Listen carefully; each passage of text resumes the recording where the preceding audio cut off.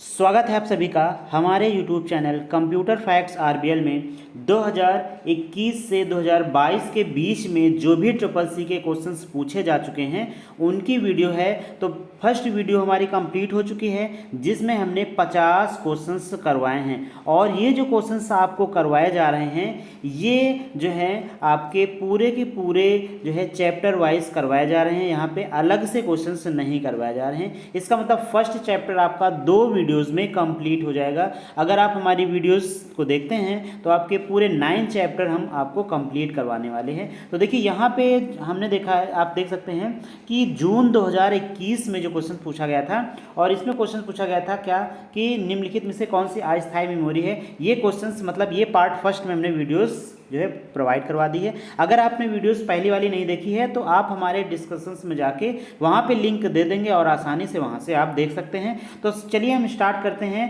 51 questions number से। कौन से नंबर से? 51 नंबर से स्टार्ट करते हैं। इसके पहले 50 क्वेश्चंस हमारे कंप्लीट हो चुके हैं।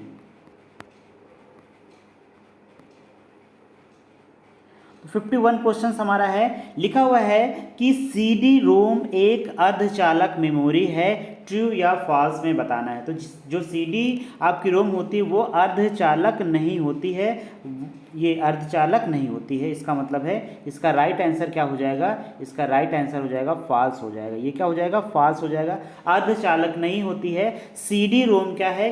एक आपकी ऑप्टिकल जो है डिस्क होती है और इसको हम स्थायी मेमोरी के नाम से जानते हैं। ये आपकी ऐसी जो है मेमोरी होती है जिसको केवल आप एक बार रीड करते हैं और कई बार इसको क्या करते हैं? कई बार इसको पढ़ते हैं। अगला क्वेश्चन देखते हैं।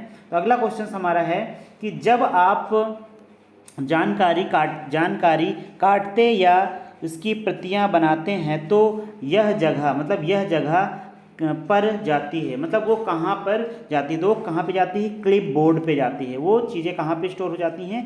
क्लिप बोर्ड पर स्टोर हो जाती हैं। अगला क्वेश्चन हमारा है 53 क्वेश्चन है कि इंटरनेट से जुड़ा एक कंप्यूटर है जो एक विशेष वेब सर्वर सॉफ्टवेयर चलाता है और इंटरनेट पर अन्य कंप्यूटरों को वेब पेज भेज सकता है। तो इसमें पहला ऑप्शन है वेब क्लाइंट, फिर है वेब सिस्टम, फिर है वेब पेज और लास्ट में क्या है?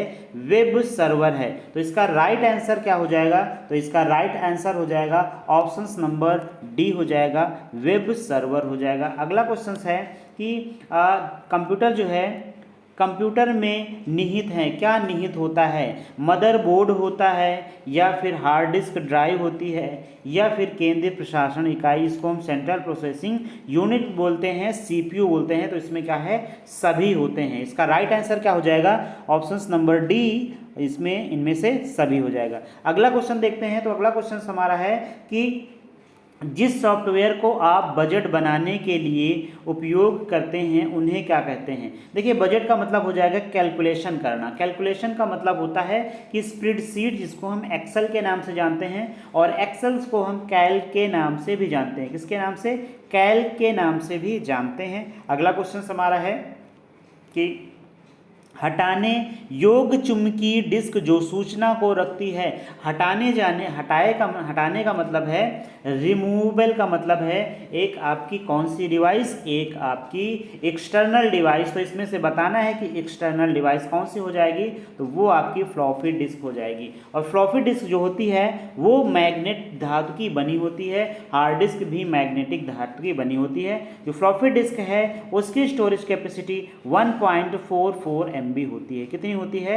1.44 MB होती है। यहाँ पे स्टोरेज डिवाइस, यहाँ पे 2 ही स्टोरेज डिवाइस हैं, मॉनिटर आउटपुट डिवाइस हो जाएगी। अगला क्वेश्चन देखते हैं। तो अगला क्वेश्चन हमारा है एक समय में एक कथन रूपांतरित और निष्पादित करता है। एक समय में एक कथन रूपांतरित और निष्पादित करता है। तो इसका ऑप्शन नंबर बी क्या हो जाएगा? करेक्ट हो जाएगा। इसको बोलते हैं इंटरप्रेटर। इंटरप्रेटर और कंपाइलर, इन दोनों में क्या होता है कि ये हाई लेवल लैंग्वेज को लो लेवल लैंग्वेज में ट्रांसलेट करते हैं। ये एक प्रकार के ट्रांसलेटर होते हैं। इनका काम क्या होता है कि उच्च स्तरीय भाषा को निम्न स्तरीय भाषा में, इसका मतलब है लो लेवल लैंग्वेज में कन्वर्ट करते हैं। ये दोनों का काम सेम होता है, लेकिन इन दोनों में क्या अंतर होता है? तो आपका जो कंपाइलर होता है वो एक बार में पूरे प्रोग्राम को ट्रांसलेट कर देता है, लेकिन इंटरप्रेटर क्या करता है?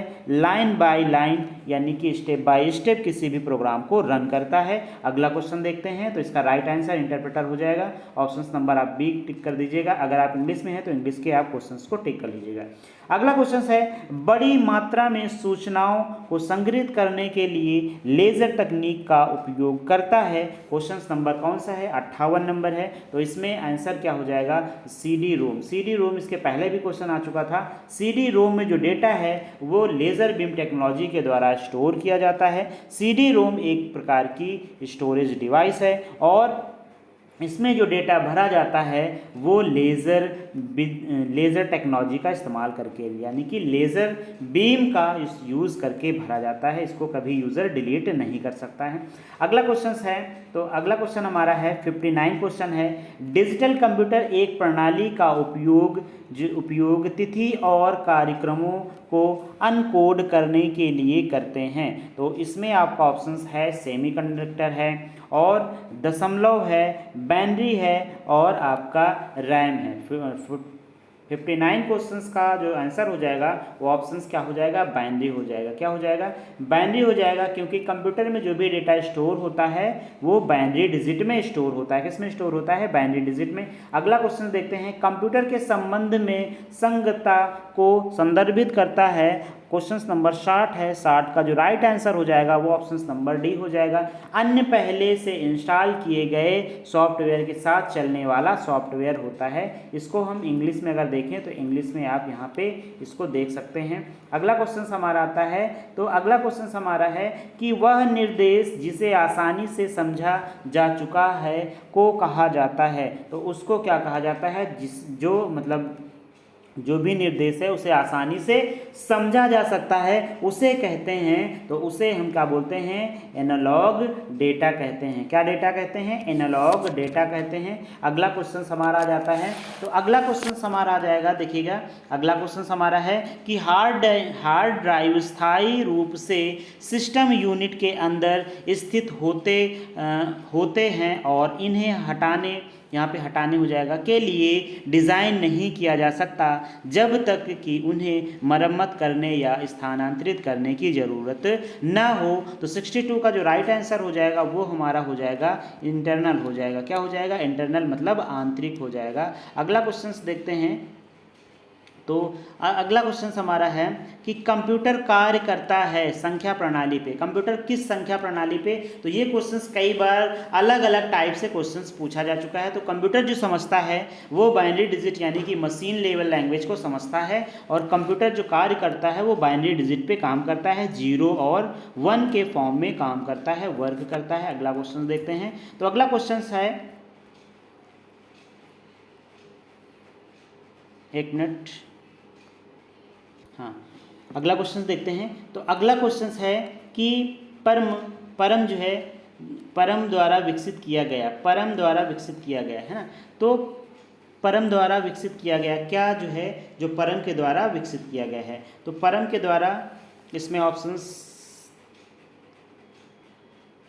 हाँ यह देखिए यहाँ पे क्वेश्चन थोड़ा सा इसमें ऑप्शंस चेंज हो गए हैं। ऑप्शंस चेंज हो गए, हम आपको फिर से ऑप्शंस बता देते हैं क्या क्या इसमें है। तो इस पे ऑप्शंस है सी डैक है, यहाँ पे ऑप्शन सी डैक है, और यहाँ पे आपका मदर है, यहाँ मोर है, और ये ऑप्शंस रख लीजिएगा। तो इस पे क्या हो जाएगा? सी डैक द्वारा विकसित हुआ। परम क्या है? परम, सबसे पहले आप परम के बारे में समझ लीजिए। परम क्या है, आप आसानी से इसको समझ सकते हैं।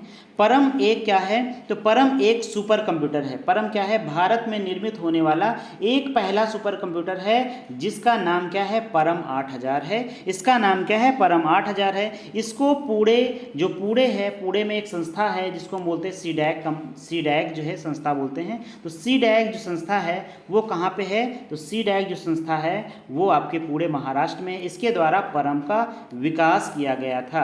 अगला क्वेश्चन देखते हैं, तो अगला क्वेश्चन हमारा है कि जब आप इसे सेव करते हैं तो कंप्यूटर बंद होने पर भी आपका डेटा रहता है। तो जब आप कोई भी फाइल को स्टोर कर लेते हो, इसका मतलब सेव कर लेते हो, तो आपका कंप्यूटर बंद हो जाता है, उसके बावजूद भी आपका जो डेटा होता है वो स्टोर रहता है। तो डेटा हमारा कहाँ पे स्टोर रहेगा? वो हमेशा सेकेंडरी स्टोरेज डिवाइस में स्टोर रहेगा। कहाँ पे? सेकेंडरी स्टोरेज डिवाइस में स्टोर रहेगा। और सेकेंडरी स्टोरेज डिवाइस कौन कौन सी होती हैं? जैसे आपका हार्ड डिस्क हो गया, पेन ड्राइव हो गया, सीडी हो गया, डीवीडी हो गया, ये आपकी सेकेंडरी होती हैं। और प्राथमिक स्टोरेज किसे कहते हैं? जैसे रोम और रैम हो गया, और यहाँ पे अलग से रैम आपका दिया हुआ है, मदरबोर्ड दिया हुआ है। इसका राइट आंसर सेकेंडरी डिवाइस। अगर यहाँ पे हार्ड डिस्क होता है तो आप आंसर हार्ड डिस्क को टिक कर देते हैं। वहाँ पे जो आपके ट्रिपल सी के क्वेश्चंस होते हैं वो ऑप्शंस बेस्ड भी होते हैं। अगला क्वेश्चन देखते हैं। तो अगला क्वेश्चन है, किस प्रकार की मेमोरी में केवल प्रोग्राम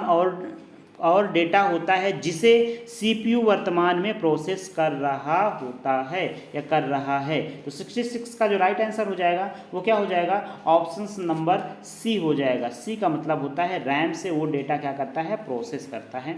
अगला क्वेश्चन है कि निम्नलिखित में से कौन सी संग्रहण करने की सबसे, इसका मतलब स्टोरेज की सबसे बड़ी इकाई होती है? तो ये इकाई कौन कौन सी होती है हम आपको बता देते हैं। सबसे छोटी आपकी बिट हो जाएगी, फिर उसके बाद हो जाएगी बाइट हो जाएगी, फिर कौन सी बाइट के बाद क्या आएगी? केबी के बाद क्या आएगा? एमबी आएगा, एमबी के बाद क्या आएगा? जीबी आएगा, और जीबी के बाद यहाँ पे टीबी आएगी। अब इसी से क्वेश्चन आप टिक कर लीजिए। देखिए जीबी दिया हुआ है, केबी दिया हुआ है, एमबी दिया हुआ है, टीबी दिया हुआ है। केबी दिया हुआ है, एमबी दिया हुआ है, जीबी दिया हुआ है, टीबी दिया है, चारों दिए हुए। अब सबसे बड़ी क्या है तो आप क्या बताएंगे? टीबी। तो यहाँ पे टीबी क्या हो जाएगा? ऑप्शन नंबर डी पे हो जाएगा। तो ऑप्शन नंबर डी क्या हो जाएगा? आपका करेक्ट आंसर हो जाएगा। अगला क्वेश्चन देखते हैं। तो अगला क्वेश्चन है, कुंजी ...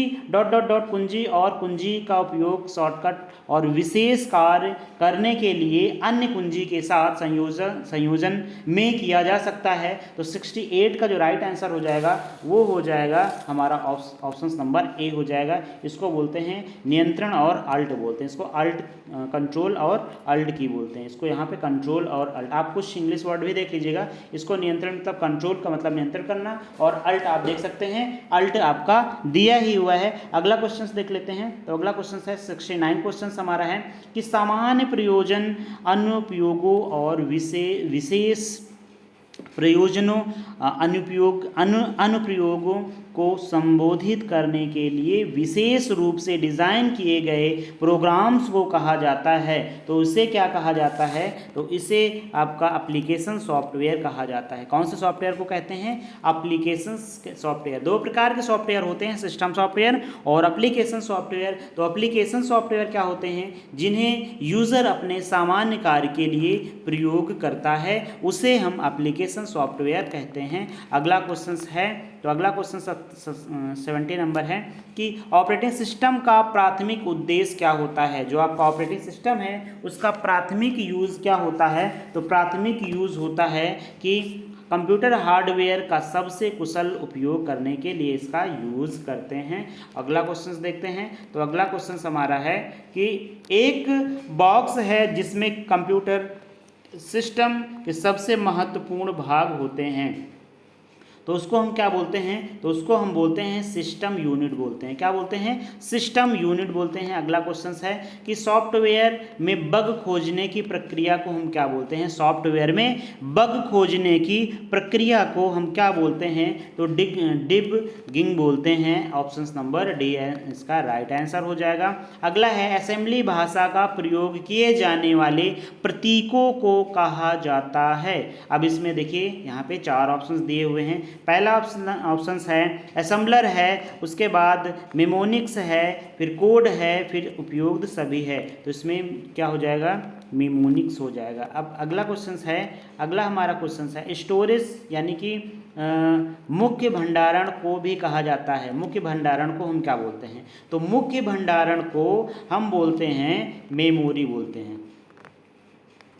अगला क्वेश्चन आता है कि कंप्यूटर प्रोग्राम एक उच्च स्तरीय प्रोग्रामिंग भाषा में लिखे गए होते हैं। हालांकि मानव पठनीय संस्करण प्रोग्राम को कहा जाता है। तो इसे क्या बोलते हैं? सोर्स कोड बोलते हैं। क्या बोलते हैं? सोर्स कोड बोलते हैं। इंग्लिश में आप देख लीजिएगा, ये सोर्स कोड। आपको इंग्लिश और हिंदी दोनों के क्वेश्चंस हम करवा देते हैं, यहाँ पे सोर्स कोड हो जाएगा।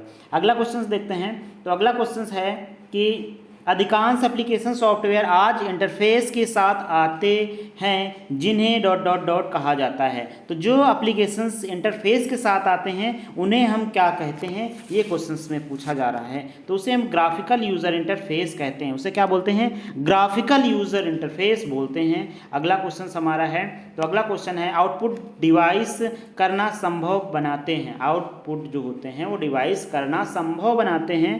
तो इसमें क्या संभव करना बताते हैं? तो इसका राइट आंसर हो जाएगा ऑप्शन नंबर, डेटा को देखने और प्रिंट करने में यूज़ करते हैं। अगला क्वेश्चन देखते हैं। तो अगला क्वेश्चन हमारा है कि यदि कोई नया डिवाइस कंप्यूटर से जुड़ा हुआ है जैसे प्रिंटर या स्कैनर, तो डिवाइस का उपयोग करने से पहले इसका स्थापित होना चाहिए। तो इसको स्थापित होने के लिए हमें मतलब क्या इसमें स्थापित होना चाहिए? तो आपने अगर ड्राइवर का नाम सुना होगा, तो ड्राइवर को हम इंस्टॉल करते हैं प्रिंटर के साथ या फिर स्कैनर के साथ में इंस्टॉल करना पड़ता है। अगला क्वेश्चन है, कंप्यूटर चिप के दो प्रकार होते हैं। कंप्यूटर चिप के दो प्रकार होते हैं। वे दो जो प्रकार होते हैं वो कौन कौन से होते हैं? तो वो आपके प्रकार जो होते हैं वो माइक्रो प्रोसेसर और प्राथमिक मेमोरी होती है। माइक्रोचिप के दो प्रकार होते हैं। इसका राइट आंसर हो जाएगा ऑप्शन नंबर सी हो जाएगा, ए एंड बी दोनों हो जाएगा। अगला क्वेश्चन है, चुंबकीय डिस्क सबसे पहले लोकप्रिय माध्यम से के लिए डॉट डॉट मतलब के लिए यूज़ की गई थी। तो किसके लिए? अनुक्रमिक के लिए और प्रत्यक्ष पहुंच के लिए, दोनों पहुंच के लिए किया गया था। अगला क्वेश्चन है, तो अगला क्वेश्चन देखते हैं। एक बटन जो अक्षर के ऊपरी या निचली मामले में बनाता है और संख्याओं को प्रतीक में बदलता है। तो कौन बदलता है? सभी लोगों को पता होगा, शिफ्ट होता है। कौन सा? शिफ्ट होता है। जैसे मान लीजिए यहाँ पे हम एक बॉक्स बनाते हैं इस तरीके से और स्टैरिक यहाँ बना देते हैं और यहाँ पे 8 लिख देते हैं। अगर आप शिफ्ट के साथ दबाते हो तो स्टैरिक दबेगा और डायरेक्टली आप कीबोर्ड पे 8 को प्रेस करते हो तो यहाँ पे 8 प्रेस होगा। तो वही क्वेश्चंस पूछा गया है, आपको समझ में आ गया होगा। अगला क्वेश्चन है, तो अगला है सेकेंडरी स्टोरेज क्या है। इसके बारे में यहाँ पे 4 पॉइंट्स दिए हुए हैं, आपको सही पॉइंट्स बताना है। तो पहला पॉइंट देख लेते हैं कि निरंतर बिजली की आवश्यकता नहीं होती है। किसकी? सेकेंडरी स्टोरेज की। बिल्कुल सही कह रहा है। अगर कोई दूसरा है पॉइंट तो हम उसको भी देख लेते हैं। चुंबकीय मीडिया का उपयोग नहीं होता है, नहीं होता है, इसका मतलब ये भी ऑप्शन गलत हो जाएगा। 4 प्रमुख प्रकार के उपकरण होते हैं, ये गलत हो गया। बाद में पुनर्प्राप्ति की जानकारी संग्रहित नहीं कर सकता, बिल्कुल कर सकता है। इसका मतलब है कि पावर सप्लाई करते ही इसका डेटा स्टोर रहता है, डिलीट नहीं होता है। अगला क्वेश्चन देखते हैं, रैम कहाँ स्थित होती है। तो रैम जो है वो मदरबोर्ड में स्थित होती है, कहीं बाहर से मदरबोर्ड को नहीं लगाया जाता है। वो रैम को कहीं भी नहीं लगाया जाता है, मदरबोर्ड के अंदर लगाया जाता है। और सीपीयू को भी मदरबोर्ड के अंदर लगाया जाता है। अगला क्वेश्चन है कि उचित रूप से व्यवस्थित डेटा को कहा जाता है। उचित रूप से व्यवस्थित डेटा को कहा जाता है। तो क्या कहा जाता है? सूचना, फाइल, फील्ड या शब्द। तो उसको हम सूचना कहते हैं। उसे क्या बोलते हैं? सूचना कहते हैं। इसको हम इंफॉर्मेशन बोलते हैं। जो भी डेटा होता है उसको हम प्रोसेसिंग से गुजार देते हैं तो वो हमारा क्या बन जाता है? इंफॉर्मेशन में कन्वर्ट हो जाता है। अगला क्वेश्चन है कि निम्न में से कौन सा कंप्यूटर के लिए डिजिटल इनपुट डिवाइस हो सकता है। तो इसमें से ऑप्शन नंबर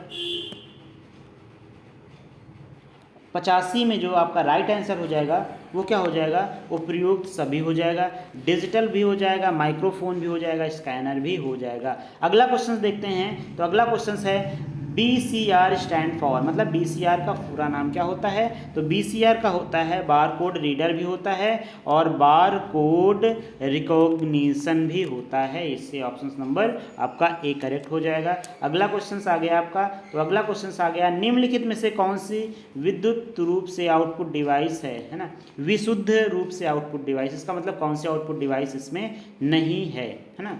विशुद्ध का मतलब यहाँ पे आप इंग्लिश वर्ड देख लीजिएगा, तो इंग्लिश वर्ड थोड़ा सा देखने में आपको बिल्कुल आसानी से समझ में आ जाएगी। तो इसका मतलब है, लिखा हुआ है कि नॉट प्रॉपरली मतलब आउटपुट डिवाइस नहीं है ना।